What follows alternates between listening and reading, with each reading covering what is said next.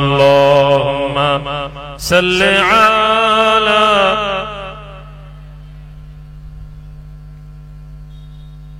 ওয়ালা আলি সাইয়্যিদিনা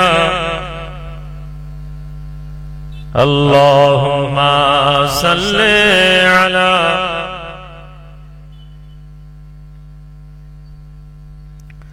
ওয়ালা আলি সাইয়্যিদিনা। আমার সম্মানিত দিনদার ইমানদার গ্রামবাসী ভাইরা, আলহামদুলিল্লাহ সুম্মা আলহামদুলিল্লাহ, একটি দ্বীনি মজলিসের মাহফিলে এসে বসেছি। আলোচনা শুরুর আগে কয়েকটি কথা বলে নেওয়া ভালো। আল্লাহ পাক নবীকে বলছেন, হে নবী, আপনি সত্য বলতে কুণ্ঠা করবেন না।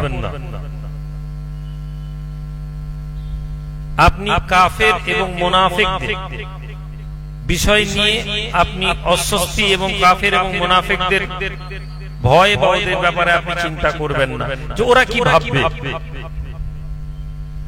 বরং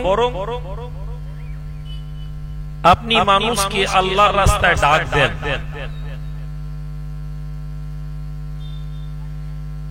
আল্লাহ পাক কোরআনে বলেন, উদউ ইলা সাবিলি রাব্বিকা বিল হিকমাতি ওয়াল মাউইজাতুল হাসানাহ।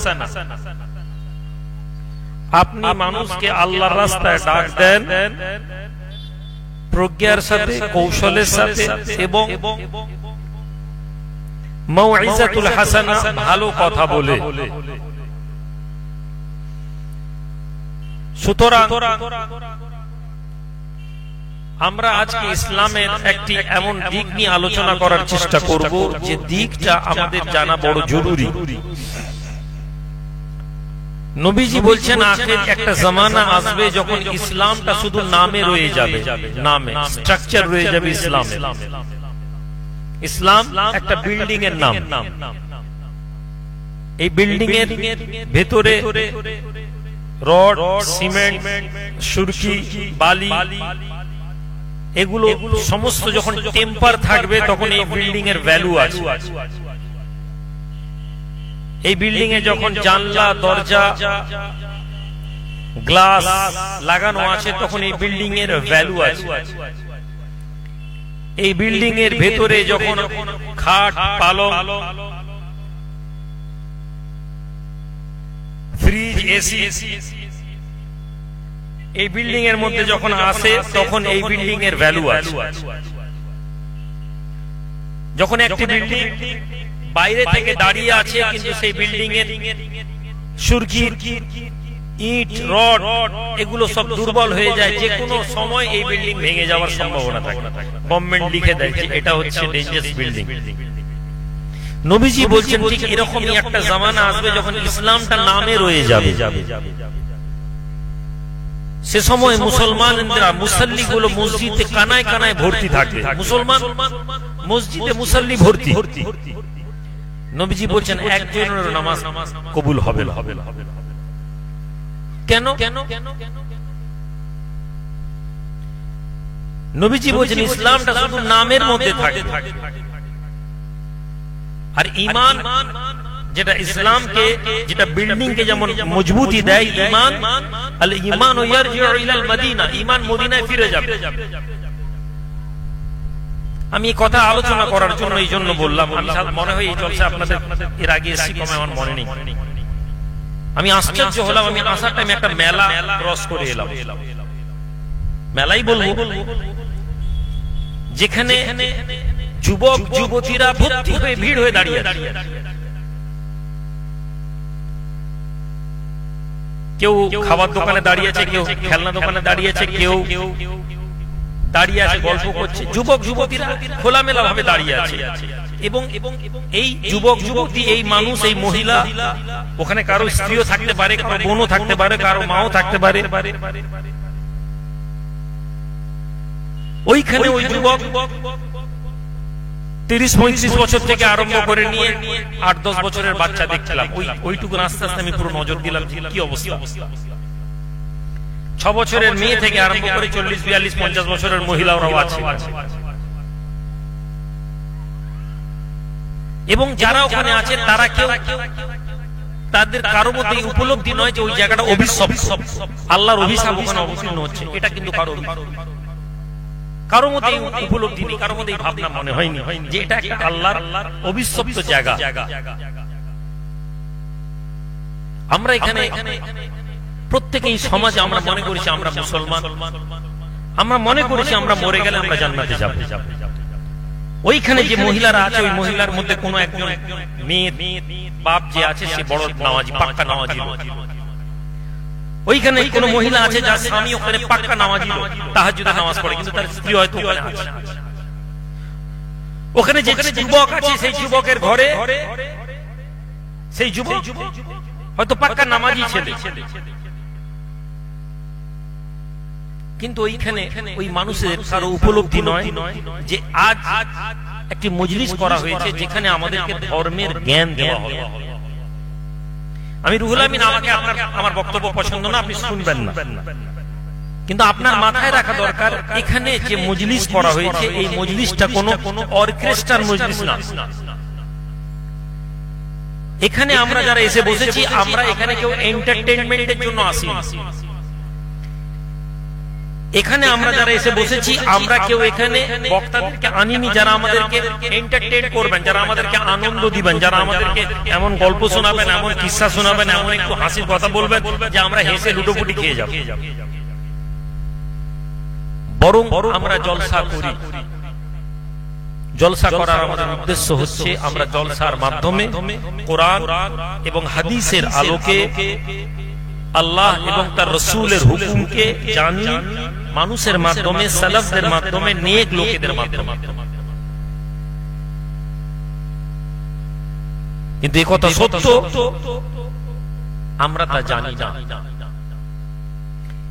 এবং এই বিপদ তৈরি করার পিছনে যারা দায়ী তাদের মধ্যে প্রথম দায়ী যারা এই প্রোগ্রাম অর্গানাইজ করেছেন। তারা এমন একটা প্রোগ্রাম অর্গানাইজ করেছেন যেখানে ছেলে মেয়েদেরকে তারা অবাধে আসার সুযোগ দিয়েছে। সর্বপ্রথম এই কমিটির মানুষেরা আল্লাহর দরবারে ধরা পড়বে, তারা অপরাধী, তারা ফাহেশাতকে স্পেস দিয়েছে, নোংরামিকে তারা স্পেস দিয়েছে। তারা একজন বেগানা পুরুষ এবং একজন বেগানা মহিলাকে ওখানে একত্রিত হওয়ার সুযোগ দিয়েছে। আর এই সুযোগের ফলে কোন বেগানা পুরুষ কোন বেগানা মহিলার দিকে যদি তাকিয়ে কোন গুনাহ করে তার দায়িত্ব এই কমিটির মানুষদের কাছে পড়েছে। সুতরাং সর্বপ্রথম আপনাকে আমাকে এটা মাথায় রাখতে হবে যে আমরা নেকি কামাতে গিয়ে যেন গুনাহ না কামিয়ে ফেলি। আমরা নেকি তৈরি করতে গিয়ে আমরা যেন গুনার রাস্তাকে তৈরি না করে দিই। এই মজলিসে যদি আপনি না বসেন আপনার গুনাহ হবে না। একটা নফল ইবাদত, নফল কাজ, এখান থেকে বসে কিছু জ্ঞান অর্জন হবে, কোন আলেম ওলামাদের, আপনি বসেননি, কোনো অসুবিধা নেই। কিন্তু এই মাহফিল আমাদেরকে সুযোগ করে দিয়েছে ওখানে একজন বেগানা মহিলাকে দেখা। যারা সুযোগ করে দিয়েছে তারা আল্লাহ দরবারে অপরাধী। ফলে প্রথম ওয়াজটা কমিটি লোকেদের জন্য করে দিচ্ছি, যারা পয়সা খরচা করে আমাদের মতো লোকেদেরকে নিয়ে আসে। রকি বাবু পরের বার দাওয়াত না দিলেও খুশি হব, কিন্তু হক কথা বলতে দ্বিধা করব না ভাই। মরে গেলে আপনার এই 2 ঘন্টার বক্তব্যের জন্য দুনিয়াতে আপনি আগামী বছর আমি ভুলে যাব এখানে আপনি আমাকে কি দিয়ে খাইয়েছেন, কতবার তাকবীর দিয়েছেন, কত টাকা নজরানা দিয়েছেন, আমি ভুলে যাব। কিন্তু আমার এই কর্মসূচির কারণে একদিন আমাকে ধরা পড়তে হবে, জিজ্ঞেস করা হবে। ঠিক তেমনি আপনাদের প্রত্যেককে গ্রামের মহল্লার গ্রামবাসীদেরকে প্রশ্ন করা হবে, একটা দিন ছিল যখন আল্লাহ এবং তার রাসূলের কথার আলোচনার ব্যবস্থা করা হয়েছিল, সেদিন তুমি কি করছো? কি তোমার কাছে কোরআন এবং সুন্নাহর আলোকে মজলিস দেওয়া হয়েছিল, তুমি কি সেখান থেকে সত্য জানার চেষ্টা করেছো? আজ আমরা প্রত্যেকে মুসলমান, আজ আমরা প্রত্যেকে মুমিন, আজ আমরা প্রত্যেকে ঈমানদার, আজ আমরা প্রত্যেকে আল্লাহ আল্লাহ রাসূলকে ভালোবাসি। কিন্তু আজ আমরা কারা? আজ উম্মাত দ্বিধা বিভক্ত, উম্মাত টুকরো টুকরো। কেন? কেননা উম্মাত ইসলামকে ছোট করে নিয়েছে, উম্মাত ইসলামকে ব্যক্তিগত ব্যক্তিতান্ত্রিক বানিয়ে ফেলেছে, ইসলামকে উম্মত দল বানিয়ে ফেলেছে, ইসলামকে উম্মত এলাকা ভিত্তিক ইসলাম বানিয়ে ফেলেছে। বিষয়টা ভালো করে বুঝুন। আল্লাহ পাক রব্বুল আলামিন আপনাকে আমাকে আমাদেরকে ইসলামের মধ্যে মুসলমান করে পাঠিয়েছেন। কোরআন আমাদের পরিচয় দিচ্ছে, তোমরা বলো নাহনু মুসলিমিন, আমরা মুসলমান। এই মুসলমান থেকে আমরা বিভক্ত হতে আরম্ভ করলাম। আমরা কি হলাম? আমরা হলাম হানাফি, আমরা হলাম শাফিঈ, আমরা হলাম হাম্বলি, আমরা হলাম মালিকি, আমরা হানাফি। আমরা হানাফি মধ্যে থেকে আমরা আবার বিভক্ত হলাম। আমরা হলাম দেওবন্দি, আমরা হলাম বরেলি, আমরা হলাম তাবলীগ, আমরা হলাম ফুরফুরা, আমরা হলাম জামাত ইসলামী, আমরা হলাম মুহাম্মাদি।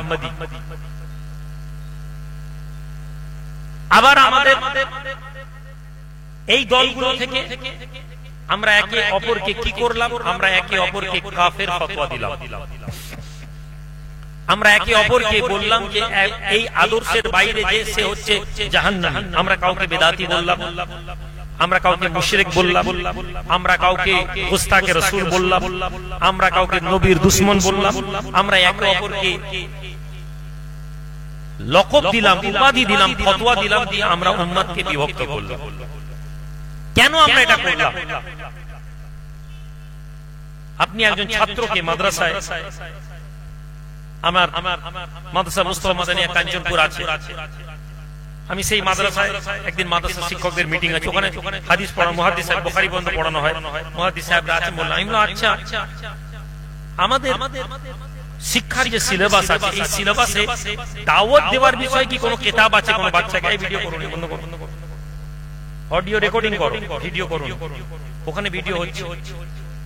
আমি ভিডিও করার অনুমতি দিই না জলসা, আমার অডিও করুন, কথা রেকর্ড হতে পারে, আমার কথার মধ্যে কোনো বিভ্রান্ত থাকতে পারে, যেটা আপনার এতেরাজ থাকলে আপনি প্রশ্ন করতে পারেন, কিন্তু আমার ভিডিও জলসায় করবেন না।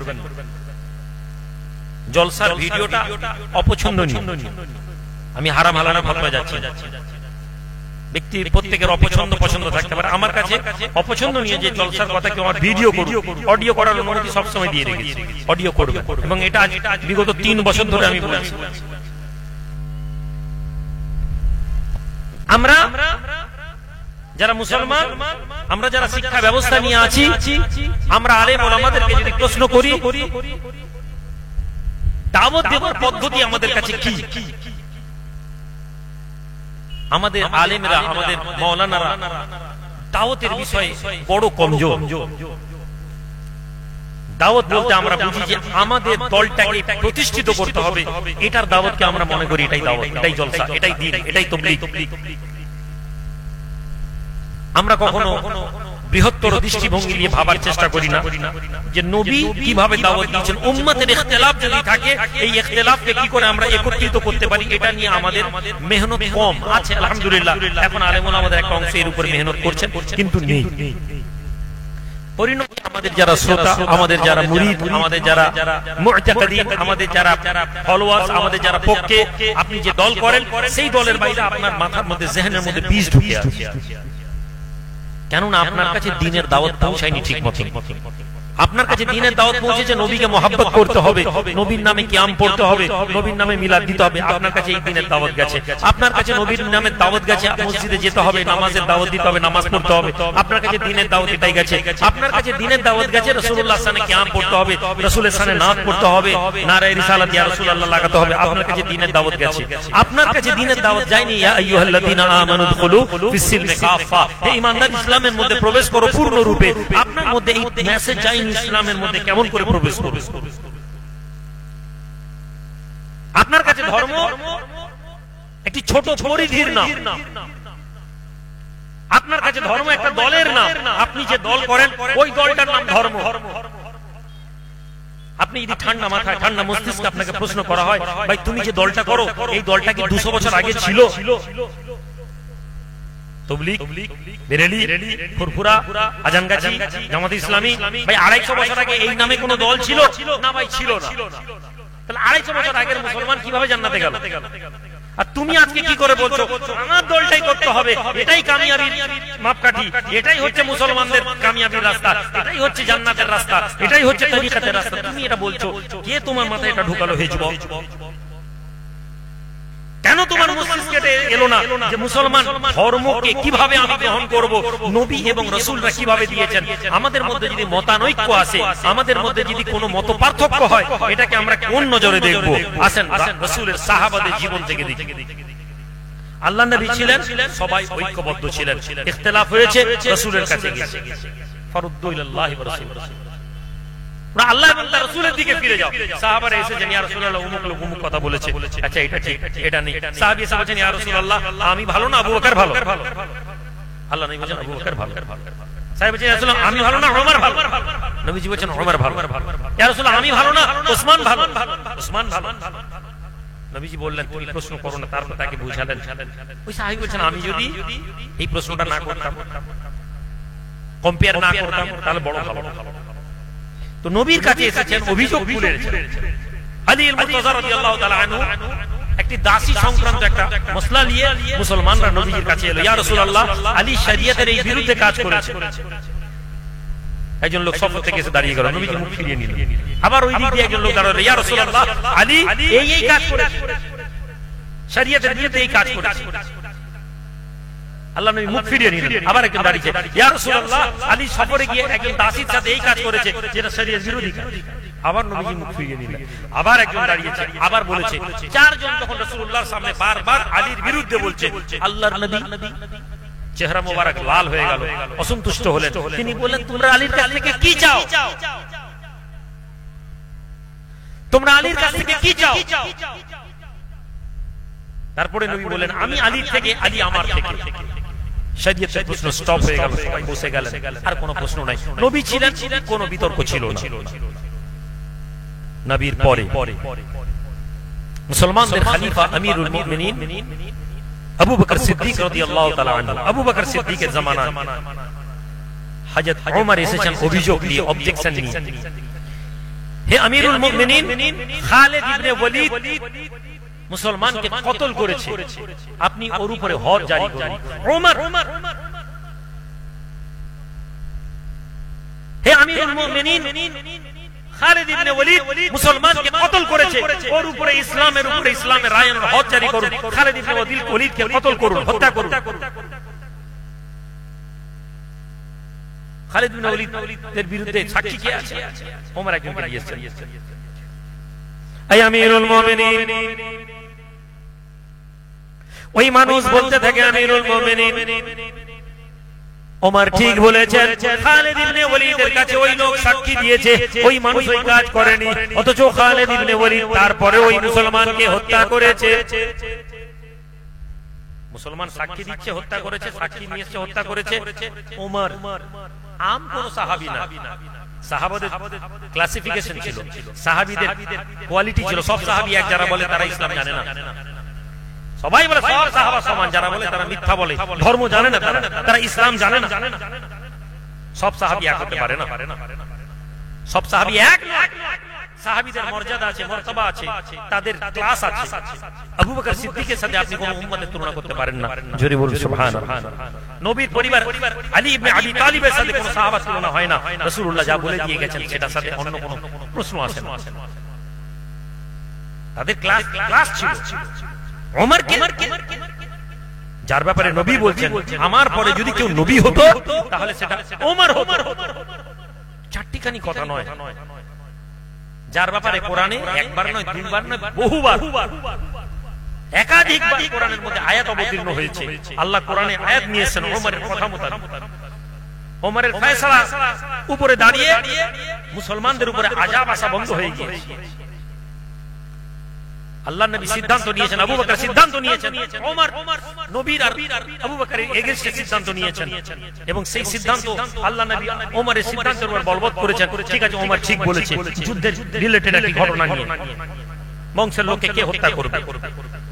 কুরাইশরা এসে আবু বকর বলেন, ইয়া রাসূলুল্লাহ কুরাইশরা নিজেদেরই খানদানের লোক, এদেরকে মেরে দিলে আমাদেরই ঘরের লোকেরা কষ্ট পাবে, যারা মুসলমান হয়েছে খানদান। এক কাজ করে এদের কাছ থেকে প্রচুর টাকা নিয়ে দেওয়া হোক, নিয়ে এদেরকে ছেড়ে দেওয়া হোক। নবীজিকে ভালো লাগলো, ঠিক আছে তাই করো। ওমর তোমার কি রাগ? ইয়া রাসূলুল্লাহ, না, এটা আল্লাহর দুশমন, বংশের লোক বলে কিছু নেই।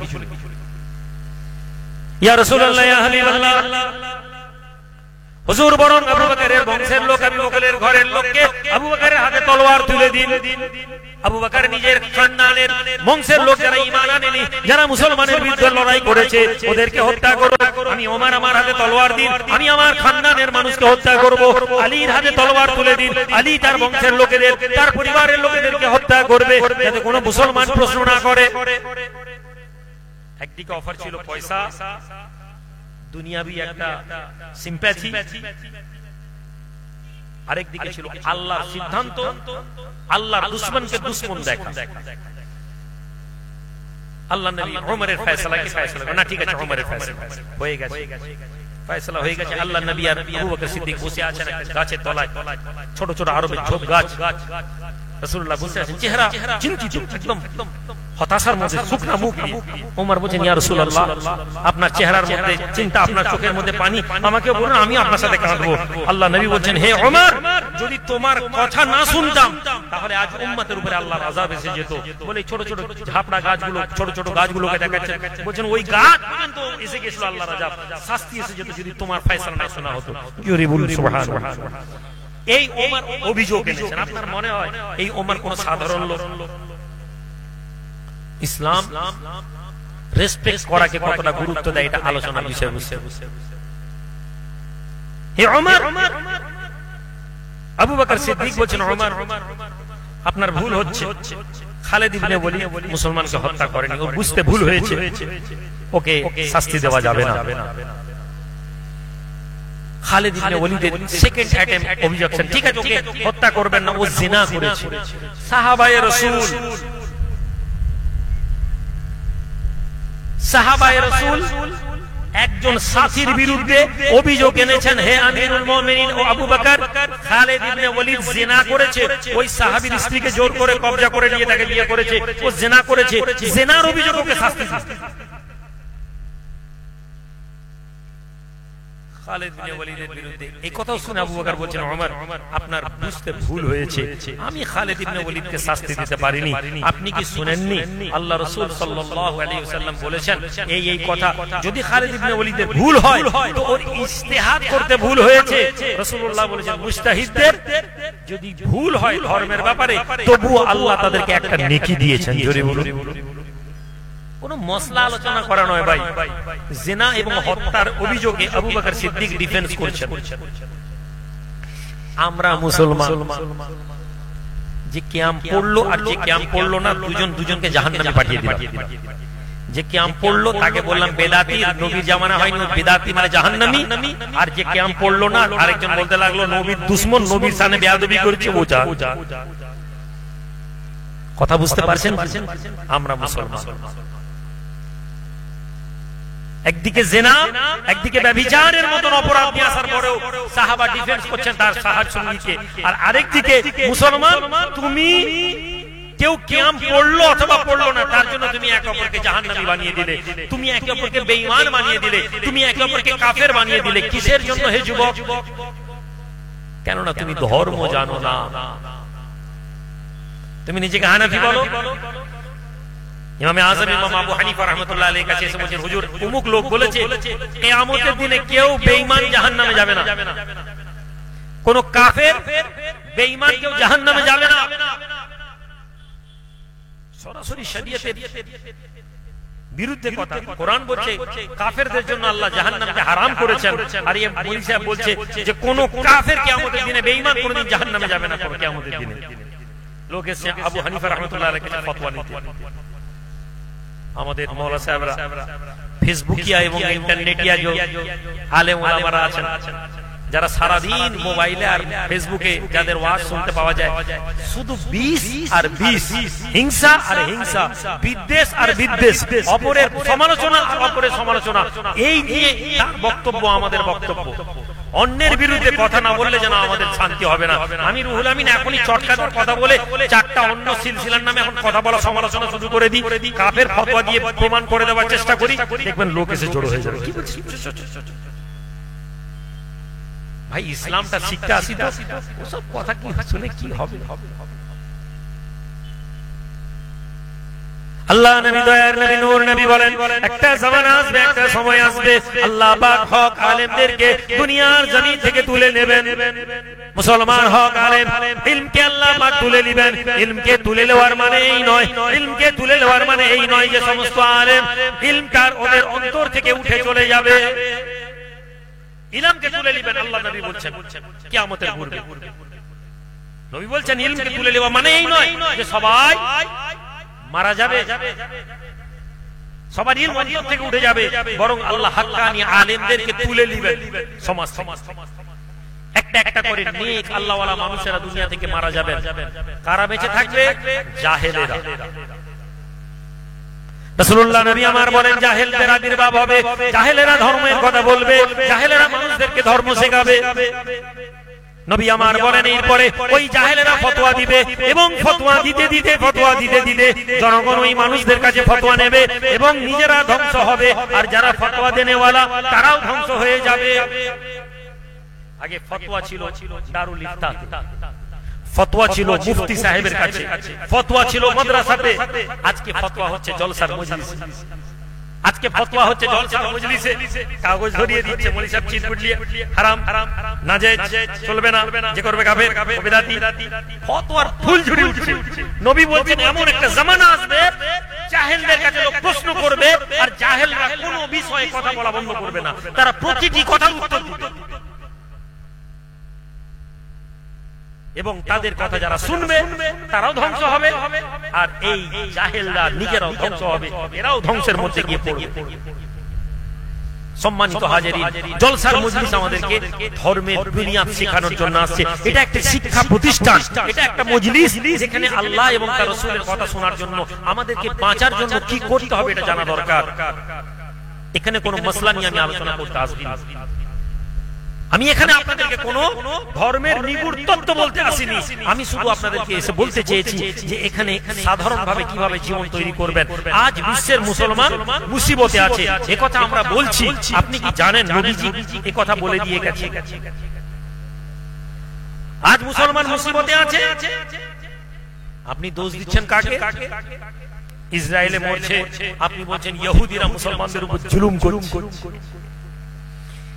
আজ ওয়াকফের বিল চলে গেছে, আমাদের আলেম ওলামারা চাচাচ্ছেন ওয়াকফের বিলের জন্য রাস্তায় নামতে হবে, প্রতিবাদ করতে হবে, জান দিয়ে দিতে হবে। আমরা চাচাচ্ছি, লোক জড়ো করে আমরা প্রতিবাদ করছি, রাস্তায় টায়ার পুড়াচ্ছি, অথচ আমরা 1450 বছর আগে নবী কি বলেছেন জানার চেষ্টা করি। আল্লাহ নবী দয়ার নবী বলেন আয়ামা সাহাবারা, এমন একটা জামানা আসবে, এমন একটা যুগ আসবে যখন আমার উম্মতকে সারা বিশ্বের মানুষেরা হত্যা করবে। তোমাদেরকে হত্যা করা হবে। কেমন করে হত্যা করা হবে? যেমন দস্তরখানে তোমরা খাওয়ার জন্য একে অপরকে ডাক দাও, সেভাবে মুসলমানদেরকে দেখে অন্য ধর্মের মানুষেরা ডাক দিয়ে তাদেরকে ঘিরে হত্যা করবে। কত মানুষ কাশ্মীরের লড়াই নিয়ে আমরা প্রতিবাদ করেছি, আপনি দেখেছেন কোন লোক দাঁড়িয়ে বলছে ওরে ভাই মুসলমানদেরকে সন্ত্রাসী বলা যাবে না? কত মুসলমান প্রতিবাদ করছে, কটা মুসলমানকে ফেসবুকে দেখেছেন এই কথা বলতে? ঠিক হয়েছে, আপনি শুনেছেন কোন মুসলমানকে বলতে? কোন মুসলমানকে বলতে শুনেছেন যে ভাই এ দেশে ধর্মের নামে একদল জাতিকে মারা হয়েছে? এই কথা বলেছে কোন মুসলমান? বলার হিম্মত নেই, বললেই তাকে সন্ত্রাসবাদী বলবে। এদেশে আখলাককে মারা হয়েছে, এই কথা বলার অধিকার নেই, আর এই কথা বললেই আপনাকে বলবে সন্ত্রাসবাদী। কিন্তু যেখানে হত্যা করা হয়েছে, এদেশে কেন হত্যা করা হলো এই প্রশ্ন করতে গিয়ে যদি আপনি জিজ্ঞেস করেন ভাই যেখানে সন্ত্রাসবাদীরা হত্যা করেছিল ওই এলাকায় কেন মিলিটারি ছিল না? পাকিস্তান মুর্দাবাদ, মুসলমান মুর্দাবাদ। পাকিস্তানের মুসলমান এসে আতঙ্কবাদী মেরেছে, কি মারেনি এটা সরকার বুঝবে, সরকার স্ট্রাইক করবে, সরকার অ্যাটাক করবে। আমরা দেশের জন্য জান দেওয়ার জন্য তৈরি, কি ভাই কথা ঠিক না ভুল? কিন্তু আমাদের প্রশ্ন কি কেউ কোনোদিন করার জায়গা দিয়েছে? আমরা কি কেউ এই প্রশ্ন করার ক্ষমতা রাখি? আমরা কি গিয়ে ডিএমকে এই প্রশ্ন করতে পারি? আমরা কি স্বরাষ্ট্র দপ্তরে এই চিঠি লেখার অধিকার রাখি? আমরা কি মাইকে দাঁড়িয়ে কথা বলার অধিকার রাখি যে ভাই ওখানে যারা মরে গেছে ওরা প্রশ্ন করছে 2 ঘন্টা কোনো সাহায্য আসেনি, কাশ্মীর যেখানে বলা হয় 7 লাখ থেকে নিয়ে 12 লাখ মিলিটারি, 7 লক্ষ থেকে 12 লক্ষ মিলিটারি একটা অল্প জায়গা জুড়ে ক্যাম্প করে বসে আছে। 5 কিলোমিটার যেতে গেলে 10 জায়গায় ক্যাম্প থাকে, আর্মি চেক করে যায়। আপনার ব্যাগের মধ্যে যদি কোনো একটা ছুঁচ নিয়ে যান, আর্মি প্রশ্ন করবে ব্যাগ খুলে, ওই জায়গা থেকে পাকিস্তানের সন্ত্রাসীরা কোথায় ঢুকলো, এই প্রশ্ন কি করার অধিকার আমাদের আছে? এই প্রশ্ন করলে কি আমাকে কেউ বলবে ভাই এ তো দেশের ভক্ত রে ভাই, এই যুবক এই মাওলানা তো দেশের হয়ে কথা বলছে? আমাকে বলা হবে না, বরং আমার বক্তব্যের একটা অংশ কেটে আমাকে বলা হবে বেটা সন্ত্রাসবাদী পাকিস্তানের সমর্থক। এই প্রশ্ন করার অধিকার আমাদের কি আছে? যে আমাদের প্রধানমন্ত্রী, আমাদের স্বরাষ্ট্রমন্ত্রী, আমাদের দেশের বড় বড় মন্ত্রীরা বলেছেন কাশ্মীর ইজ সেফ। নোটবন্দি করে কোমর ভেঙে দেওয়া হয়েছে সন্ত্রাসবাদীদের, নোটবন্দি করে সন্ত্রাসবাদীদের কোমর ভেঙে দেওয়া হয়েছে। কাশ্মীর সেফ, আমরা সবাই কাশ্মীরে ঘুরতে যাব। হাজার হাজার মানুষ কাশ্মীরে ছুটে গেছে। আমাদেরকে কি কেউ প্রশ্ন করেছে? কেউ কি বলতে পারবে যে প্রধানমন্ত্রী আপনি কেন বলেছিলেন? আপনার কথাকে ভরসা করে আমরা গেছিলাম। স্বরাষ্ট্রমন্ত্রী কেন আপনি বলেছিলেন কাশ্মীর ঘুরতে যান? আপনার কথা আমরা ভরসা করে গেছিলাম। এই প্রশ্ন করার অধিকার আছে আমাদের? নেই। আমি এই প্রশ্ন করতে চাই না, কিন্তু আমি আপনাদেরকে বলতে চাইছি, আজ আপনি আপনাকে এই যে ধর্মের দোহাই দিয়ে আপনাকে পাকিস্তানি বলা হচ্ছে, কাল এক নেতা পাকিস্তানের পতাকা পুড়িয়েছে, দেখেছেন তো আপনারা দেখেছেন? আল্লাহর মার কিভাবে আসবে আমরা কেউ জানি না। পাকিস্তানের পতাকা পুড়াচ্ছে আর বলছে হিন্দুস্তান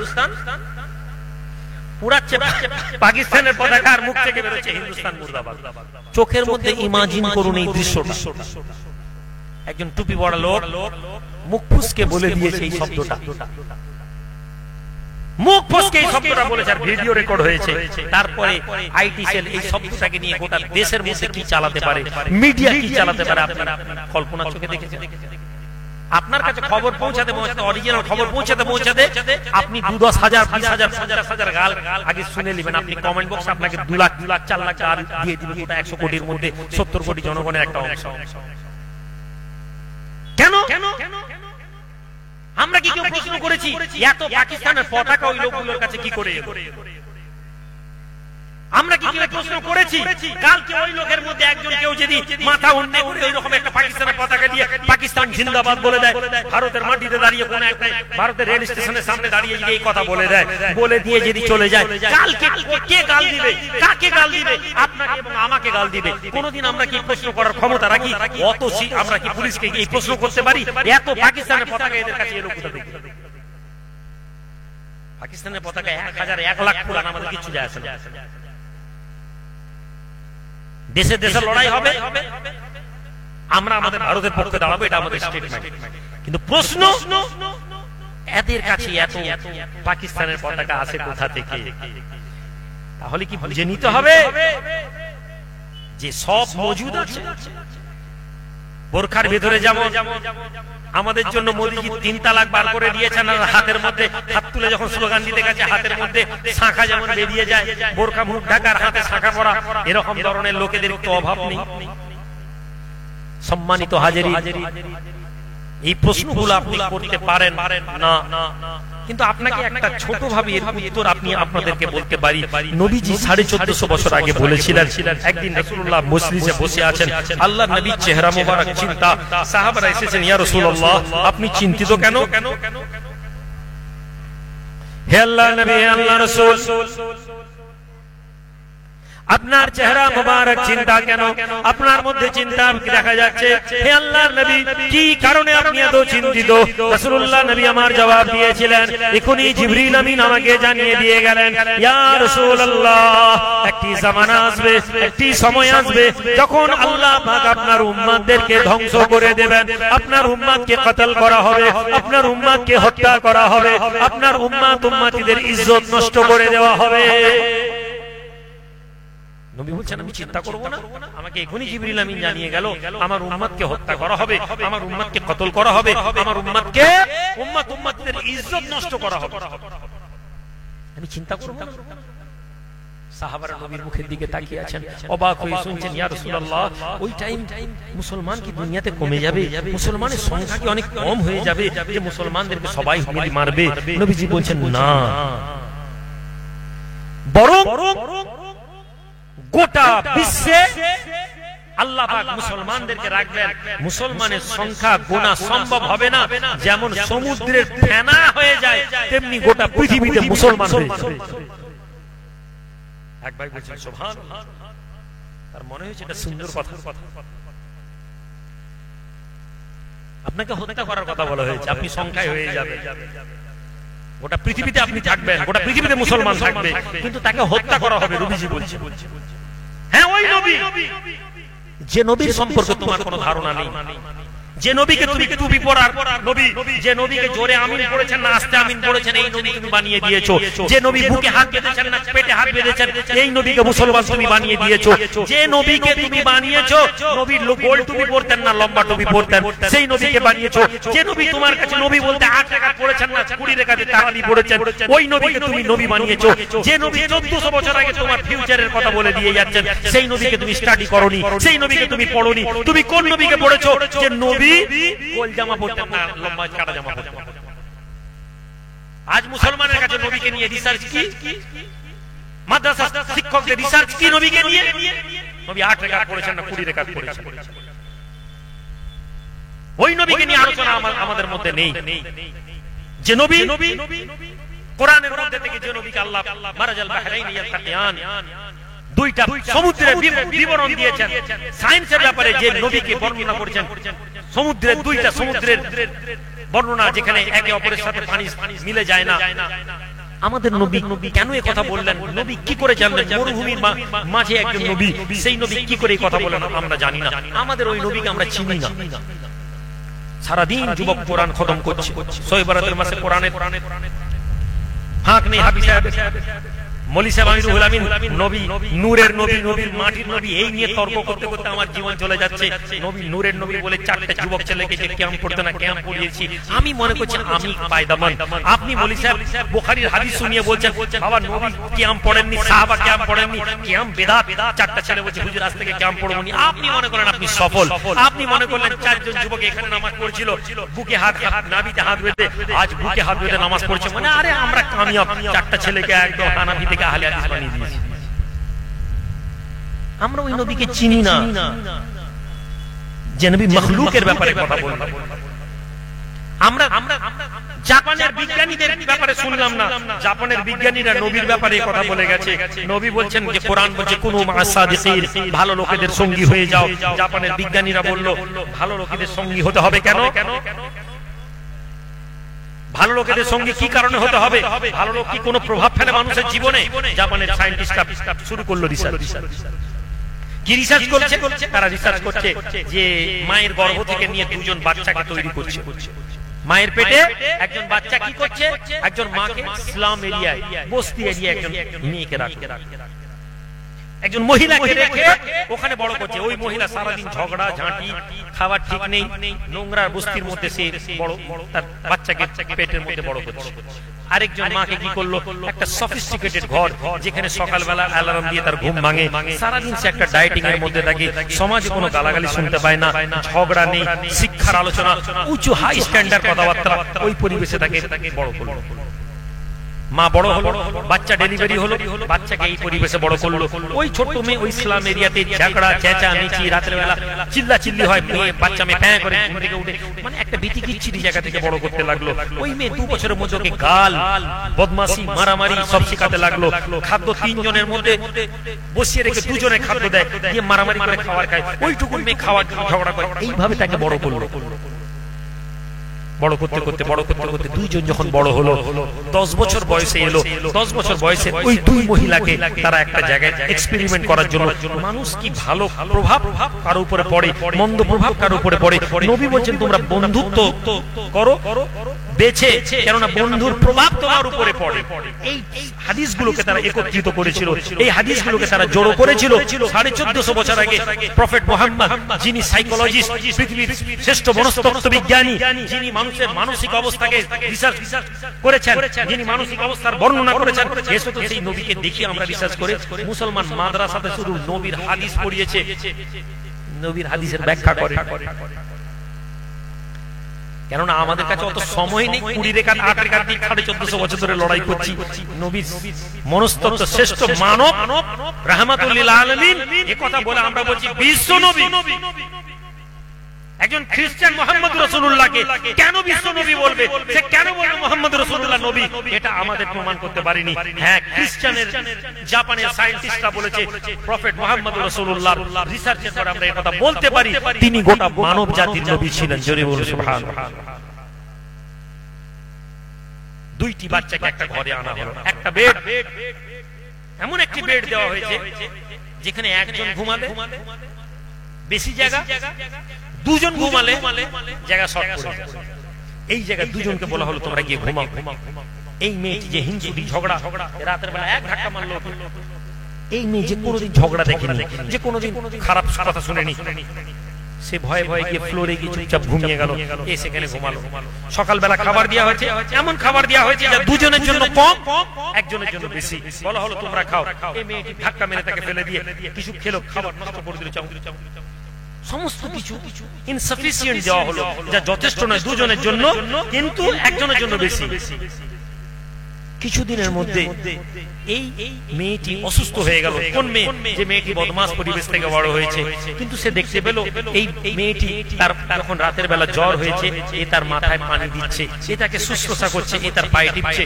ওই খারাপ মেয়েটি ওর দিকে দেখতে লাগলো। এইভাবে ধীরে ধীরে ধীরে ধীরে ধীরে ধীরে এই ভালো মেয়েটির প্রভাব গুণগুলো এমএ অ্যাডপ্ট করতে লাগলো। সায়েন্টিস্টরা দেখছেন, মনস্তত্ত্ব বিজ্ঞানী যারা, তারা দেখছেন 1 বছরের মধ্যে এই খারাপ মেয়েটার কিছু খারাপ জিনিস নিয়েছে বটে, কিন্তু এর ভালো জিনিসটা ম্যাক্সিমাম এই খারাপ মেয়েটাকে দিয়ে সে খারাপ মেয়েটাকে ভালো মেয়ে তৈরি করেছে। জোরে বলবেন না? একটু জোরে বলা যাবে না? আপনাদের কষ্ট হচ্ছে নাকি ভাই? আমি শেষ করে দেব, চিন্তা করেন। আল্লাহ নবী দয়ার নবীকে প্রশ্ন করা হলো, ইয়া রাসূলুল্লাহ সবচেয়ে সুখী মানুষ কে? হে মুসলমান, আজকে তুমি বসেছো, তোমার কাছে সুখের ব্যাখ্যা নেই। তোমাকে যদি বলা হয় নামাজের মধ্যে সুখ আছে, তুমি নামাজ পড়তে যাবে, কিন্তু তোমার পেটে খিদা লাগলে তুমি নামাজের কথা মনে রাখতে পারবে না। তোমার মধ্যে যদি বলা হয় সবচেয়ে সুখী মানুষকে, তুমি বলবে জিকিরের মধ্যে বসলে সুখ আছে। না না, জিকিরের মধ্যে বসেছো, জিকিরে বসার আগে যদি বলা হয় তোমার বাচ্চা অসুস্থ, তাহলে তুমি জিকিরের মধ্যে বসতে পারবে না। ধর্মে আমল করলে তুমি সুখী হতে পারো না। নামাজ রোজা হজ যাকাত করলে আপনি সুখী হবেন, এই কথা ইসলাম কোথাও বলেনি। ইসলাম কি বলেছে? নবীকে প্রশ্ন করা হলো, ইয়া রাসূলুল্লাহ সবচেয়ে সুখী মানুষকে? আপনার কাছে সুখী কি? আজকে আমার কাছে সুখের ডেফিনিশন, আমাদের কাছে এখানে যারা আমরা মজলিসে বসেছি, যারা ধর্ম শুনে পরিবর্তন হওয়ার আকাঙ্ক্ষা রেখেছি বলে মনে হয়, যদিও আমরা ভাবি না, আমরা কেউ এখানে এই জন্য বসিনি যে ধর্মের কথা শুনে নিজেদেরকে পাল্টে ফেলবো কাল। না, আমরা এখানে এসেছি ধর্মের কথা শুনবো, সুবহানাল্লাহ বলতে হলে বলবো, চলে যাব। ধর্মের কথা যদি আমার ব্যবসায় আর না আসে, ধর্মের কথা যদি আমার বাণিজ্যের সমস্যা না করে, তাহলে আমি ধর্ম মানি। ধর্মের কথা শুনতে গিয়ে কালকে ব্যবসা যদি ছাড়তে হয়, ও ধর্ম আমরা মানি না। এটাই সত্য কথা। কেননা আমাদের কাছে একদল আলেম আছে, একজন মুফতি সাহেব আছে, একদল পীর সাহেব আছে, যাদেরকে আমরা পয়সা দিয়ে আমাদের মনে হয়েছে আমরা জান্নাতের রাস্তাটা কিনে নিই। আমরা মাদ্রাসায় 5,000-এর জায়গায় 50,000 দিয়ে দিব, দিয়ে দিলে হবে। আমি রুহুল আমিন এখানে দাঁড়িয়ে বলছি, বেনামাজির ঘরে খাওয়া যাবে না, বেনামাজি জানাজা নামাজ পড়া যাবে না। আর সবচেয়ে বড় বেনামাজির ঘর থেকে যখন মাদ্রাসার এই বিল্ডিংটা করে দেওয়া হবে, এই অফার আছে, আর বলা হয় ভাই নামাজটা পড়তে হবে জানাজা, আমরা বলি আল্লাহ রহমতুল লিল আলামিন, আল্লাহ ক্ষমাকারী, আল্লাহ রহমানুর রহিম। আমাদের দায়িত্ব মুসলমান হিসাবে আমরা ফতোয়া বার করি, আমরা ফতোয়া বার করিনি। কেননা ধর্ম আমাদের কাছে একটি চাদর, যার দ্বারা আমরা আমাদের দুনিয়াকে ভালো করি। সুখ যদি খুঁজতে হয় রাসূলুল্লাহর কথার মধ্যে খুঁজুন। আজকে এখান থেকে বেরোনোর পরে নবীর এই কথাকে মস্তিষ্ক থেকে বার করবেন না, চেষ্টা করবেন এটাকে মনে রাখার। প্রথম টার্গেট রাখুন আগামীকাল আমার এই কথাগুলোকে একদিনের হোমওয়ার্ক নিয়ে যান। একদিন আগামীকাল আমি এটার উপরে বিশ্বাস করে চলবো। আপনাকে সারা জীবন শুধরানোর কথা বলছি। একদিন আগামীকাল যদি আপনি সফলভাবে আপনি কামিয়াব হয়ে যান, তাহলে আপনি চেষ্টা করুন তারপরের দিন, তারপরের দিন। আজকে আমার কাছে সুখের ডেফিনেশন আমরা কেউ জানি না। সুখ, হ্যাপিনেস এটা কি আপেক্ষিক বিষয়, সময়ের সাথে সাথে এটা পরিবর্তন হয়। যদি কি স্থির না করি এটা পরিবর্তন হতে থাকে, পরিবর্তন হতে থাকে। সুখ যদি আমরা মাইন্ডে ফিক্স না করি তাহলে সুখ চেঞ্জ হতে থাকে। আজকে একটা 20 বছরের ছেলে, তার কাছে সুখ বলতে কি, সে যখন স্কুলে যায়, যদি সে সাইকেল চালিয়ে চালিয়ে যায়, তার মনে হয় যে স্কুলে যদি একটা মোটরসাইকেল পেতাম আমার থেকে সুখী আর কেউ না।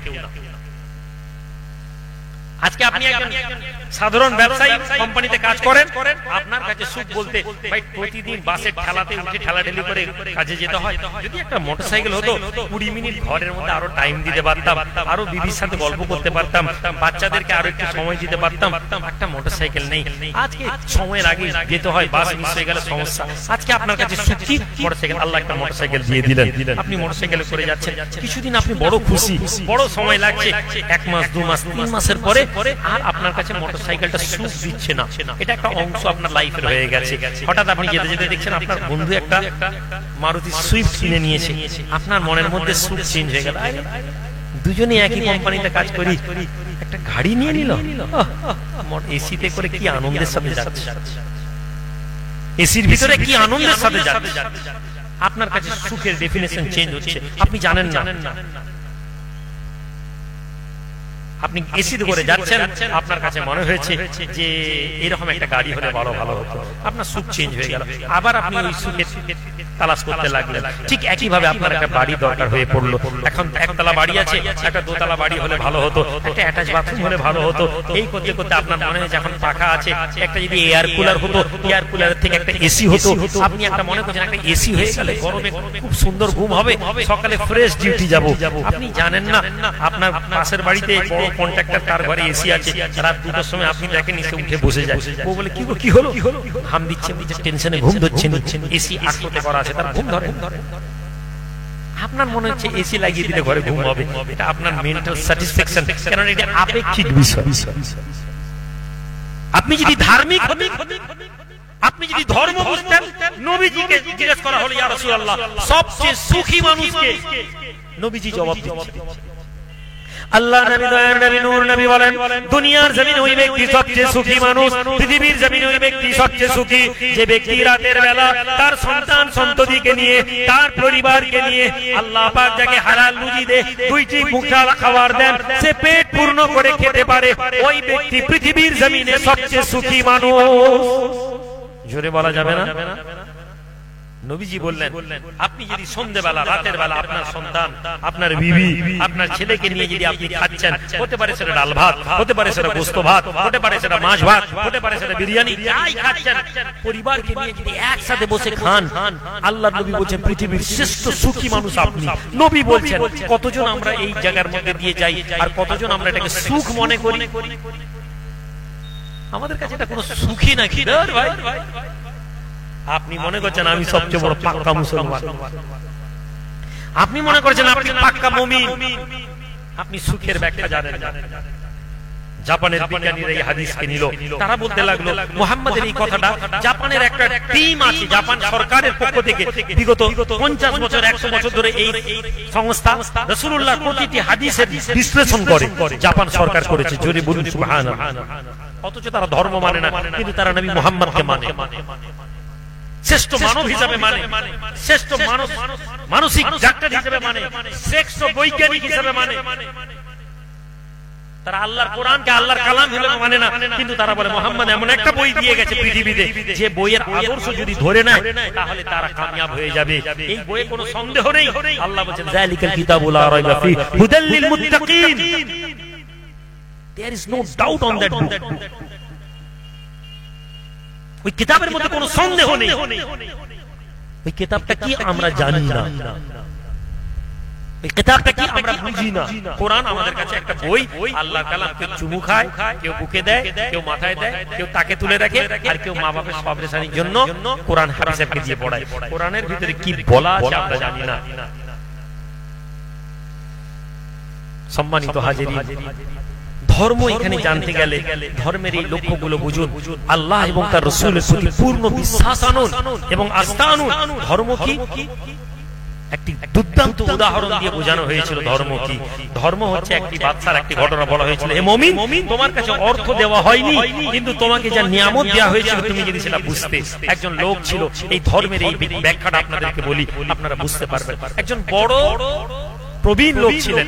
তিনি তার সন্তানদেরকে মৃত্যুর সময় তিনি রাখলেন, ডেকে বললেন যে দেখো বাবা, আমি মরে যাওয়ার আগে তোমাদেরকে আমি কিছু সম্পদ ভাগ করে দিয়ে যেতে চাই। আমি মারা যাওয়ার আগে তোমাদেরকে সম্পদ ভাগ করে দিয়ে যেতে চাই। ছেলেটা খুব খুশি, বাপ সম্পদ দিবে।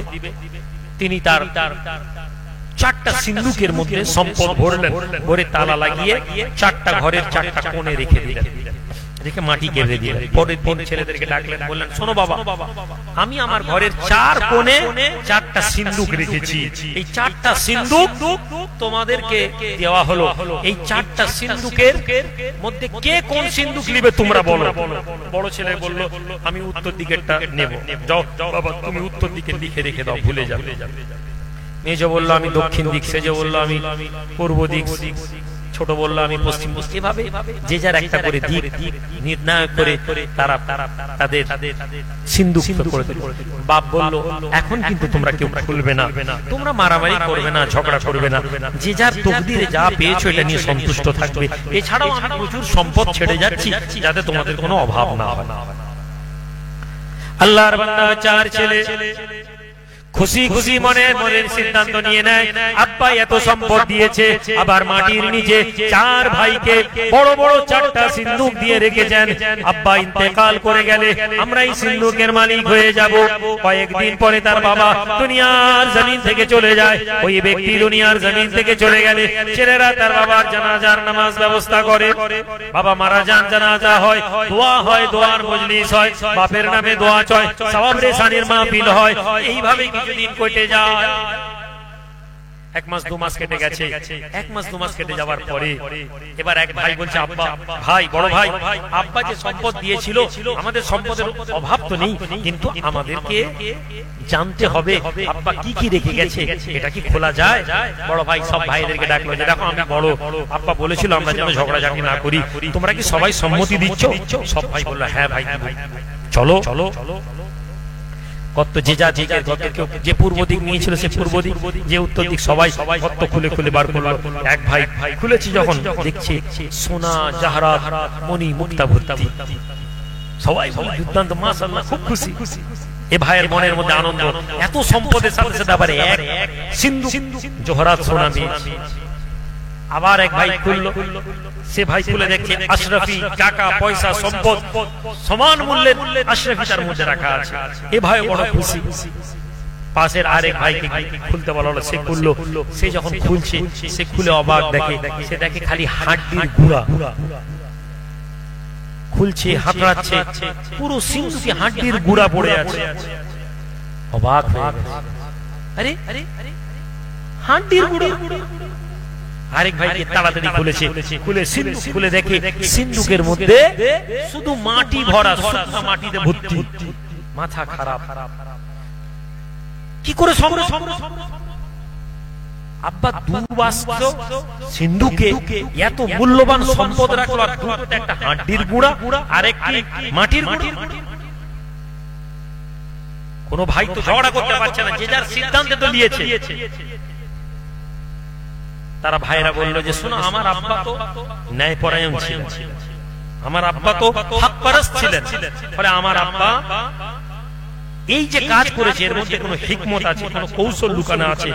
চলো আমরা এলাকার কাজীর কাছে গিয়ে এর ফয়সালা নিয়ে আসি, কাজীকে ব্যাপারটা বলি।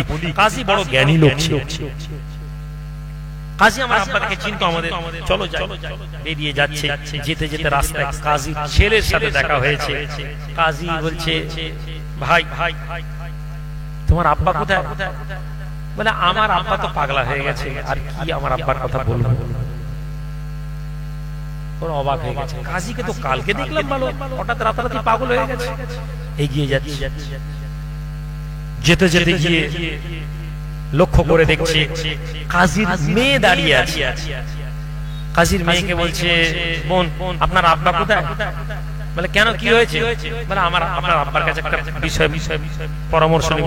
বলে আমার আব্বা তো চোখে কানা, কি তোমাদের ফয়সালা করবে? অবাক, কালকে কাজী সাহেব চোখে দেখছেন, বাজারে ঘুরছেন, আজকে কানা হয়ে গেল। আল্লাহর বান্দা যুবক ছেলে অবাক হয়ে যায়, এগিয়ে গিয়ে ঘরের মধ্যে পৌঁছে যায়। এমন সময় কাজী সাহেবের বিবি এক জায়গায় দাঁড়িয়ে আছেন, আওয়াজ দিয়ে সালাম দেয়, হে কাজী সাহেবের স্ত্রী, কাজী সাহেবের সাথে একটু দেখা করতে চাইছিলাম। কাজীর বিবি বলছেন, কাজী সাহেবের তো ইন্তেকাল হয়ে গেছে, কাজী সাহেব তো মরে গেছে। ছেলেটা বুঝতে পারেনি, গুটি গুটি পায়ে কাজীর বৈঠকখানার মধ্যে ঢুকছে, গিয়ে দেখে কাজী সাহেব বসে আছেন, চোখেও দেখতে পাচ্ছেন, ভালো মানুষ, কথা বলছেন। অবাক হয়ে গেছে, ছেলে মেয়ে বউ সব কি বললো কাজী ব্যাপার। আমরা আমাদের কাজে এসেছি, আমরা কাজে চলে যাব। কাজী সাহেব আমরা এসেছি আপনার কাছে, কি ব্যাপার? কাজী সাহেব আমার আব্বাকে, আমি ওকে আমরা ছেলে, ও তোমার আব্বা তো অনেক ভালো লোক ছিলেন, অনেক দান খায়রাত করেছেন, অনেক নেক লোক ছিলেন, কি ব্যাপার তোমরা? আব্বা ইন্তেকাল করে গেছেন কয়েক মাস আগে। আচ্ছা, ইন্না লিল্লাহি ওয়া ইন্না ইলাইহি রাজিউন। দোয়া করলেন, ভালো কথা বললেন। নবী বলছেন মৃত লোকের ব্যাপারে তোমরা খারাপ বলো না। আমরা মুসলমান, জীবিত তো জীবিত ছেড়ে দিই। আলেম ওলামারা 100 বছর আগে মাওলানা, 200 বছর আগের মাওলানা ভুল ধরে আমরা তাদের উপরে ফতোয়া জারি করি। মাওলানা কি বলে গেছে সেই কথা দিয়ে আজকে আমরা কাফের ফতোয়া দেওয়ার জন্য চেষ্টা করি। আফসোস হয় আমাদের, আমরা কেউ এই বিশ্বাসে নবীজির এই আদর্শের উপর, হাদিসের উপর আমল করলাম না, যে নবী বলেছেন তোমরা মৃত ব্যক্তির ব্যাপারে খারাপ কিছু বলো না। 90টা ভালো কাজ আছে, আমরা ভুলে গেছি 10টা খারাপ আছে, ওই 10টা খারাপকে কুরে কুরে বার করে আমরা সেটাকে বলতে লাগি। অথচ আল্লাহ বলছেন বান্দার যদি 100টা গুনাহ, 100টা আমলের মধ্যে 51টা আমল ভালো হয়, আমি আল্লাহ তাকে জান্নাতে দিয়ে দেব। জোরে বলবেন। আল্লাহ নবী বলছেন বান্দার এক চাকর দূরে জাহান্নাম থেকে, এক চাকর একটা কাজ করবে জাহান্নামে যাবে। আল্লাহ বলছেন ওখান থেকে বান্দাকে আমি একটা এমন কাজ করাই যে বান্দা জান্নাতে চলে যাবে। ইসলাম পজিটিভিটির নাম, ইসলাম ভালো কথার উপরে নাম। এইজন্য আল্লাহ বলেন কুলু কাওলান সাদীদা, এই লোগো अच्छी बातें किया करो। হে মুসলমান, তুমি আজ মুসলমান, তোমার মুখ থেকে ভালো কথা বের হয়। হে মুসলমান, তুমি মুসলমান, রাসূলুল্লাহ বলেছেন তুমি যদি কথা বলো, ভালো কথা বলো, যদি না বলতে পারো চুপ থাকো। তুমি খারাপ কথা বলার রাইট তোমাকে দেওয়া হয়নি, ইসলাম তোমাকে নেগেটিভ কথা বলার পারমিশন দেয়নি।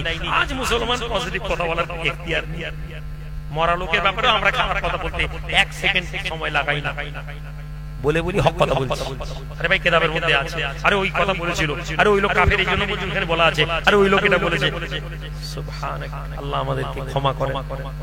কাজী ভালো ভালো কথা বললেন, ও লোক তো ভালো লোক, ও লোক তো নেক লোক, ও লোক তো অনেক ভালো আমল করেছে। কথা বলতে বলতে কাজী সাহেব, কি বাবা তোমরা? হুজুর আমরা এসেছি, আমরা কিছু প্রশ্ন নিয়ে, আমার আব্বা আমাদেরকে একটা কাজ বলেছেন, এই কাজের মধ্যে আমরা কিছু বুঝতে পারছি না। আমার আব্বা ইন্তেকালের পরে আমাদেরকে 4 ভাইকে 4টা সিন্দুক দিয়েছেন, সেই সিন্দুক বলেছিলেন ভাগ করে নাও। আমরা নিজেদের ইখতিয়ারে ভাগ নিয়েছি, আব্বা কাউকে দেননি যে আমরা বলবো আব্বা কোনো ছেলের উপর নাইনসাফি করেছে। আব্বা দিয়েছেন, আমরা আমাদের সিদ্ধান্তে সিন্দুকগুলো নিয়েছি। কিন্তু মারা যাওয়ার পরে এখন যখন সিন্দুক খুলে দেখছি, 2 ভাইয়ের সিন্দুকে মণি জোহরাত, টাকা পয়সা, স্বর্ণ আশরাফি ভর্তি, আর এক ভাইয়ের হাড়ি গুঁড়ো, আর এক ভাইয়ের সিন্দুকে মাটি। কাইসা আমি বুঝতে পারছি না এটা বিষয়টা। আল্লাহর বান্দা কাজী মুচকি হাসেন, যুবক রে তোমরা কি তোমার বাপের ফয়সালা বুঝতে পারোনি? যুবক রে তোমরা কি তোমার বাপের হিকমত বুঝতে পারোনি? যুবক তোমার বাপ দিনদার ছিলেন, তোমার বাপ মৃত্যুর সময়ও তোমাদেরকে দ্বীনের শিক্ষা দিয়ে গেছেন।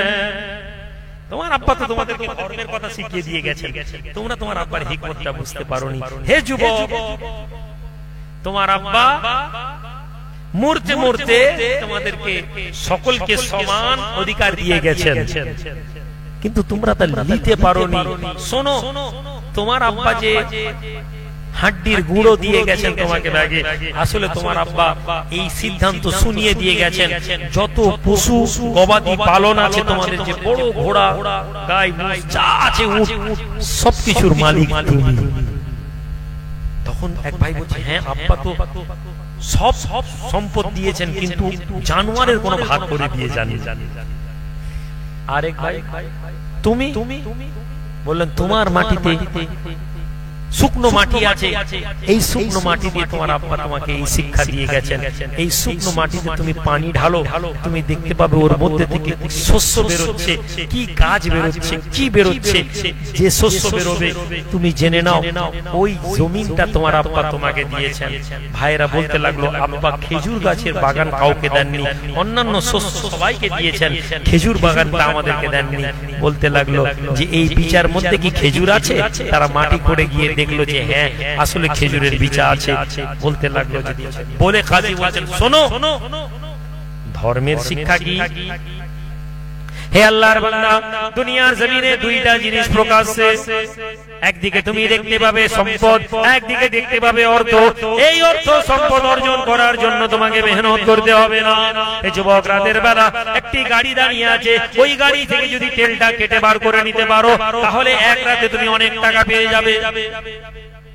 হে যুবক, তুমি যদি একটা রাতে একটি কয়লার গাড়ি দাঁড়িয়ে আছে, ওই কয়লার গাড়ি থেকে রাতের অন্ধকারে সুরসুর করে যদি কিছু কয়লা নামিয়ে নিতে পারো, এইভাবে 50টা গাড়ি থেকে কয়লা বার করলে 1 লাখ টাকা কামিয়ে নিতে পারো। 10,000 টাকা যদি মাদ্রাসায় দিয়ে দাও, মাদ্রাসা পাড়া তোমাকে নিয়ে মাথায় লাফাবে। হুজুরের হাতে যদি 10,000 টাকা দিয়ে দাও, হুজুর তোমাকে নিজের সঙ্গে নিয়ে ঘুরবে। হে যুবক, এই অর্থ কামানোর জন্য মেহনত করতে হয় না, কিন্তু এই অর্থ স্থায়ী নয়। যুবকের স্থায়ী নয়, সম্পদ স্থায়ী নয়, সম্পদ সহজ। অপরদিকে তোমার আব্বা এই যে মাটি দিয়ে গেছেন, এই মাটি হচ্ছে ইসলামের দেওয়া রাস্তা। জোরে বলুন সুবহানাল্লাহ। ইসলাম আমাদেরকে বলে হালাল রাস্তায় অর্জন করতে হবে পয়সা। আজকের দিনে আমরা যারা এখানে বসে আছি, আপনি বলুন তো, আমাদের যারা ব্যবসা করেন আপনাদের মনে হয় হালাল রাস্তায় ব্যবসা করে 1 বছরে 2-4 কোটি টাকা কামাবেন, এরকম মানসিকতার লোক আমাদের মধ্যে আছে? আমাদের মধ্যে নেই। আর যদি কেউ হালাল রাস্তায় ব্যবসা করে 1 কোটি টাকা কামিয়ে নেয়, আমরা বলবো ওরে বাবা ওরা, এই আমাদের সাদ্দাম বাবুর কথা কিছুদিন আগে বলছিল সেলিম বাবু, সাদ্দাম বাবু, সাবির বাবু, বলছে ভাইজান কিছু লোক বলে আমরা সব 2 নম্বরই ব্যবসা করি, না হলে এত দামি দামি গাড়িতে চড়তে পারি। আমি বললাম, ঘটনাটা শুনিয়ে দিলাম দীঘাশ্রীপুরের লোকেদের। এবার আপনি ভালো বুঝেন। যেতে যেতে আমাকে বলছে বলে আমরা এই ভালো ভালো গাড়িতে চড়ি, সবার আলাদা আলাদা গাড়ি, দামি দামি গাড়ি। মানে আমাদেরকে লোক বলে ও সব ভিতরে ভিতরে 2 নম্বরই, মাথায় টুপি দিয়ে ঘুরে 2 নম্বরই ব্যবসা। আমি বললাম দুটো জিনিস যদি সত্যি করেন, লোক না জানলেও আপনার আখেরাত ধ্বংস হবে। আর যদি মিথ্যা বলেন, এটা প্রমাণ করছে এই সমাজের চরিত্রের কথা। সমাজ কি? আপনি যখন সামনের কোন লোককে যখন দেখেন আর তাকে যখন চোর মনে হয়, আসলে আপনি কি? কেননা আপনি চোর, এই জন্য তাকে চোর দেখেন। আপনি শুনেননি রাসূলুল্লাহ এই কথা শিখিয়ে দিয়েছেন? বেশি দেরি করা যাবে না। রকি 10টায় টাইম দিয়েছে, দিয়ে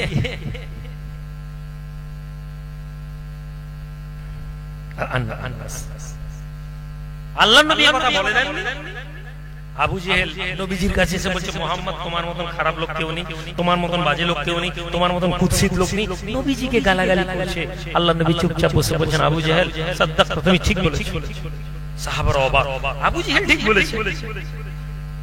আল্লাহ নবী সাহাবী আবু বকর সিদ্দিক এসে যান, ইয়া রাসূলুল্লাহ, হুজুর এই যে দুনিয়ার জমিনে আপনার চেয়ে কোনো ভালো মানুষ আমি দেখিনি। ইয়া রাসূলুল্লাহ, আপনার চেয়ে সুন্দর লোক আমি দেখিনি। ইয়া রাসূলুল্লাহ, আপনার চেয়ে সজ্জন ব্যক্তি দুনিয়ার জমিনে আর কেউ নেই, আর কোনোদিন আসবে না। নবী আমার বলেন, আবু বকর তুমি সত্য বলেছো।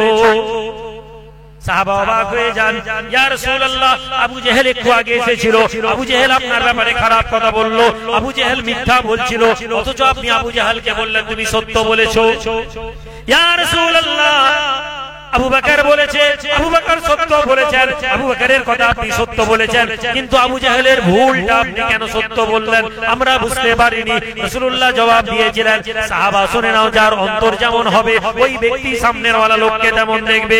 আবু জেহেলের অন্তর কালো, আবু জেহেলের অন্তর নোংরা, আবু জেহেলের অন্তর কুৎসিত, এই জন্য আবু জেহেল আমি রাসূলুল্লাহকে ওই জিনিস দেখতে পেয়েছে যা আবু জেহেল নিজে। কথা বুঝতে পেরেছেন কেন পজিটিভ কথা বলতে বলেছি? সামনের লোক চুরি করে, সামনের লোক ডাকাতি করে, সামনের লোক 2 নম্বরই করে, আপনার বলার দরকার নেই, ও দুনিয়া থেকে মরবে, আপনি দেখবেন আল্লাহর দরবারে দাঁড়িয়ে ওকে হিসাব দিতে হচ্ছে। আল্লাহ বলছেন ওয়ানাদাউল মাওয়াজিনাল কিসতা লিয়াউমিল কিয়ামা, কিয়ামতের দিন আমি ইনসাফে দাঁড়িপাল্লা তুলব। আপনি ভাববেন না একজন হিন্দু লোক দুনিয়ার জমিনে মারা যায়, তাকে হিন্দু হতে হয় না, দুনিয়ায় জন্মায় হিন্দু হয়ে মরে যায় হিন্দু হয়ে। খ্রিস্টান লোক দুনিয়ায় জন্মায় খ্রিস্টান হয়ে মরে যায় খ্রিস্টান হয়ে। ইহুদি লোক জন্মায় ইহুদি হয়ে মরে যায় ইহুদি হয়ে। মুসলমান তুমি জন্ম মুসলমান করে ঈমান নিয়ে জন্ম, মরার টাইম পর্যন্ত তুমি তোমার ঈমান যদি ধরে না রাখতে পারো, মরার টাইম পর্যন্ত যদি তুমি ইসলাম ধরে না রাখতে পারো, তুমি মরার টাইম ঈমানদার হয়ে না মরতে পারো, এর গ্যারান্টি নেই যে তুমি মুসলমান করে পয়দা হয়েছে বলে মুসলমান হয়ে মরবে। পার্থক্যটা বুঝতে পেরেছেন?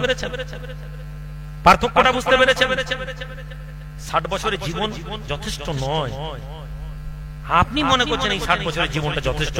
70 বছর জীবনে গাড়ি না বানালাম, বাড়ি না বানালাম, পাকার 4টা গাড়ি না বানালাম, জীবনে কি করলাম? আপনি ভুলে গেছেন যে হক রাস্তা থেকে এটা করা যায়, আপনি পাননি।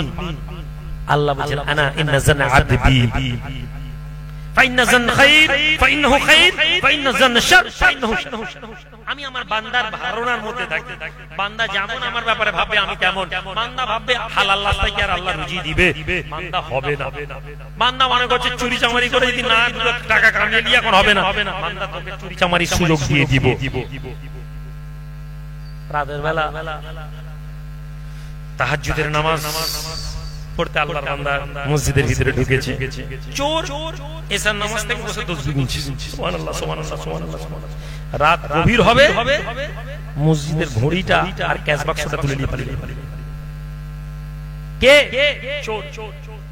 এদিকে আল্লাহর বান্দা মসজিদের মধ্যে ঢুকে দেখছে একজন লোক বসে আছে। আল্লাহর বান্দা তাহাজ্জুদের নামাজ পড়ছে আর মনে মনে ভাবছে, আহারে আমি একা ভাবছিলাম মসজিদে একা আসবো, এখানে আল্লাহর বান্দা অলরেডি বসে বসে একজন লোক নেকি করছি আমার থেকে আগে বসে। আর এদিকে চোর তাসবিহ গুনতে গুনতে বলছে, এই আল্লাহর মানে এই লোক আবার আরেকটা চোর ঢুকে গেল, চুরি করলে তো একেও ভাগ দিতে হবে না, এখন দেওয়া যাবে না, একটু বসি, আজকে চুরি করবো নি তাও হলো, এবার একটা ভাগ দিই। আর এখানে নামাজি বলছে আজকে দেরি করে ঢুকেছি, ইনশাআল্লাহ কালকে আরো 8 ঘন্টা আগে আসবো। এই লোকের আগে মসজিদে ঢুকতে হবে, না হলে নেকি কমে যাবে। এটা কোনো গল্প না, এটা আমাদের সমাজের চিত্র। আপনি সারাদিন ভালো ভাবতে পারছেন না কেন? আপনি ভালো জিনিসের সাথে নেই, আপনি ভালো লোকের সোহবতে নেই, আপনি ভালো লোকের সান্নিধ্যে নেই। আপনি দূর থেকে একটা জিনিস দেখছেন আর আপনি সিদ্ধান্ত নিচ্ছেন। আপনার ঘরে অশান্তি, কেননা আপনি শান্তি বলতে জানেন না শান্তি কোথায় বলা হয়েছে। ইসলামে শান্তির ভ্যালু কি আপনার কাছে নেই। কাজী বলতে লাগলো যে শোনো, ইসলাম ওই রকম রাস্তা যে রাস্তা তোমাকে দূর থেকে তো শুকনো মনে হবে, কিন্তু ওই রাস্তায় যদি তুমি সামান্য পরিশ্রম করো ওইখান থেকে যে সম্পদ বেরোবে ওই সম্পদ চিরস্থায়ী। যেমন একটি খেজুর গাছ যদি জন্মে যায়, ওই খেজুর গাছ যেমন তোমাকে আমৃত্যু ফসল দিতে থাকবে, তেমনি তোমার মৃত্যুর পরে তোমার ছেলেরা উপকার পাবে। ইসলাম হচ্ছে ওই রকম একটি মাটি, শুকনো মাটি মনে হয়, যেখানে তুমি মেহনত দ্বারা, আল্লাহর উপর ভরসা দ্বারা, তাওয়াক্কুল দ্বারা, ইবাদতের দ্বারা ওই মাটিতে যদি তুমি অর্থ পানি দিতে থাকো, এই কাজ যদি হয়ে যায়, ঈমান যদি মজবুত হয়ে যায়, দুনিয়াও ভালো হবে, আখিরাতটাও ভালো হয়ে যাবে। সম্মানিত হাজির, আলোচনার শেষ লগ্নে আমরা কিভাবে এই জিনিসটাকে বোঝার চেষ্টা করব, কিভাবে আমরা পাবো।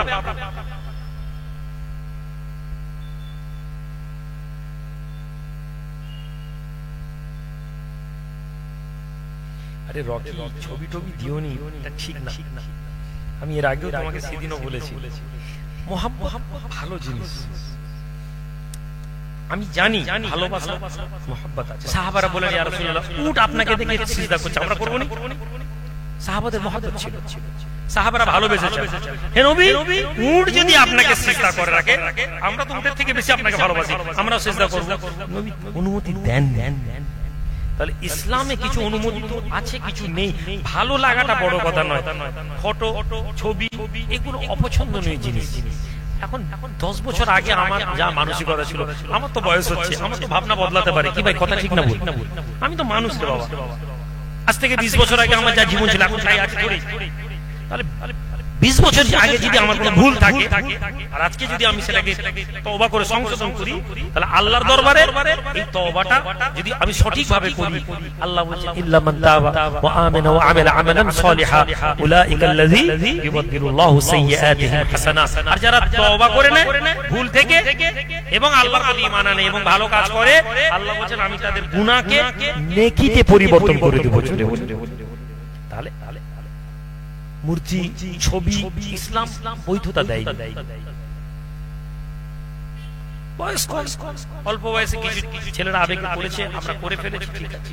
হ্যাঁ, আইমান লোক রাখো, আমাদের একটা পেশান, আমাদের একটা পরিচয় থাকে, কিন্তু আমার ছবি দিয়ে করোনি। 1 সপ্তাহ আগে আমি বলেছি, আমার জ্ঞান তো আমি যাই করি না কেন, যে অবস্থায় যখন যা বলি, আমি সেই কথাটা আল্লাহ আমার অন্তরে যেটা ইসলামের জন্য মনে হয় যে ইসলামের জন্য এটা উপকার আমি করেছি। সেটা রাজনীতি বলতে পারে, সংগঠন বলতে পারে, স্কুল বলতে পারে।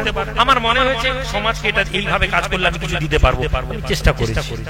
তাতে সমাজ আমাকে আইমা করেছি, একদল আরব থেকে টাকা বলেছে, সংগঠন চলছে, হলদিয়া টকের মধ্যে 50টা গাড়ি চলছে। আমি নিজে 7-8 বছর আগের কথা বলছি, কাঞ্চনপুর গ্রামে আমি জলসা গেছি, জলসা থেকে নামছি, একজন লোক বলছে হলদিয়া টকে তো আপনার 30টা গাড়ি চলছে, ট্রাক চলছে। আপনি কি উত্তর দিবেন ভাই? আমি বললাম এক কাজ করো, তুমি স্ট্যাম্প পেপারে সব গাড়ির নামগুলো, নাম্বারগুলো সব লিখে নিয়ে চলে এসো, 100 টাকা। আমি স্ট্যাম্প পেপারে সব তোমার নামে করে দেব। খুশি? চুপ করে গেল, আর কোনো জবাব না। ছেলেরা ভালোবাসে, মহব্বত করে, কেউ ভাইজান নাম লিখে দিল, কেউ দরবার শরীফ লিখে দিল, কেউ আইমা লিখে দিল। এটা তাদের ভালোবাসার একটা পরিচয়। ভাইজান লিখা আছে যত গাড়ি, সব গাড়ি আমার। সাদ্দাম বাবুদেরকে, রকি বাবুদেরকে বলছি, আরে ভাই আইজুল ভাই 2-4টা গাড়ি না ট্রাক করে দাও অরিজিনাল। রকি নিজের নামে ট্রাক বানিয়ে নিচ্ছে, অথচ ভাইজানের ছবি দিয়ে রকি খুশি। আলহামদুলিল্লাহ, লাগবে আল্লাহ কোনো কিছু অভাব রাখেন, আলহামদুলিল্লাহ। মাদ্রাসার দরবারে মাদ্রাসা বানিয়েছি, আপনারা জানেন তো। এই মাদ্রাসা বানালাম, মাদ্রাসা হিফজ বিভাগ আছে, ছেলেরা বলতে লাগলো ভাইজান, আমি বললাম যে দেখো আমি চিন্তা করছি যে মাদ্রাসা বানাচ্ছি, কিন্তু যাকাতের পয়সা নেব না, যাকাতের হক অন্য বিষয় আছে, আমি বিনা যাকাত নিয়ে মাদ্রাসা চালাবো। কিছু লোকের সাথে পরামর্শ করি, তারা বলল ভাইজান এটা কষ্ট হয়ে যাবে। মুসলমানরা এখন সেইভাবে দান খেরাত করার মানসিকতা নেই। যাকাতের পয়সা দেয়, সারাদিন মাওলানা সাহেবদেরকে লাগিয়ে দাঁড় করিয়ে রাখে, মাওলানাদের ঘন্টার পর ঘন্টা দাঁড়িয়ে আছে, 2000 টাকা করে দিবে, 16ই রমজান সব চলে আসবে। যাকাত দিচ্ছে, নিজের দান যদি করতে তবুও মানা যেত। যাকাত রে ভাই, তোমাকে ডেকে আলেমদেরকে সম্মান করে, ভাই আমার যাকাতে চাকরি দিয়েছে না, কিন্তু আমি চ্যালেঞ্জ অ্যাকসেপ্ট করেছি, 1 বছর চালিয়েছি, অনেক টাকা ভর্তুকি দিয়ে চালাতে হয়, আল্লাহর কিছু মানুষের সহযোগিতা করে। গত 3 দিন আগে মাদ্রাসার ওস্তাদ বলছেন যে ভাই হুজুর রাত্রি 3টায় ছেলেদেরকে তুলবো পড়ার জন্য। আমি বললাম রাতে ঘুমাতে যায় কটায়? বলো রাত্রি 11টা। ক ঘন্টা ঘুমাবে? 4-5 ঘন্টা ঘুমাবে। আমি বলছি মিটিং এর পরে আমি কয়েকদিন পর বললাম যে মাদ্রাসার ছেলেদের জন্য সবার জন্য এসি লাগাবো। সুবহানাল্লাহ বলা উচিত ছিল আপনাদের। আপনার ঘরে ছেলে পড়েনি, আপনি পয়সাওয়ালা লোক, আপনার ঘরে এসি লাগিয়েছে, আপনার ছেলে ঘুমায়, সকালবেলা স্কুল যাবে প্যান্ট শার্ট পরে, ওর জন্য আপনি এসি লাগিয়ে রেখেছেন। আমি মাদ্রাসার তালিবে ইলমদের জন্য, মাদ্রাসা হোস্টেলের ছেলেদের জন্য এসি লাগানোর পরিকল্পনা করেছি। আপনি এটা দেখে আপনার মনেই হবে যে আরবের টাকা আসবে। আপনি জানেন এই 12টা এসির মধ্যে 2টো এসি তারা একটা এসি, দুটো এসি। ওই যে মৌলানা সাহেব একটু আগে ওয়াজ করছিল, মসজিদের ইমাম ৮-৯০ টাকা বেতন আছে কেন সন্দেহ।